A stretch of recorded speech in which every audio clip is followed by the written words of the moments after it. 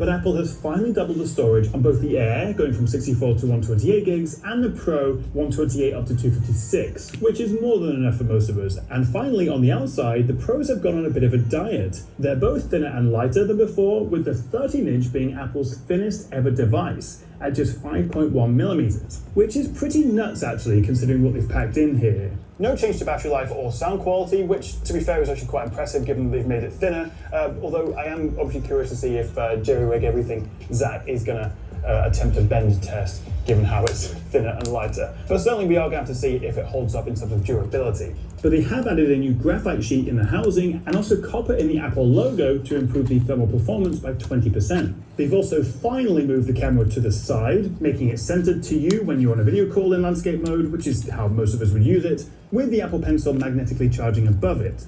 And best of all, it does now come in space black, alongside good old silver. Now the cameras are actually the same. We have the same 12 megapixel rear camera and the same front camera as well, although it moved to that new side central position. The downside is we have actually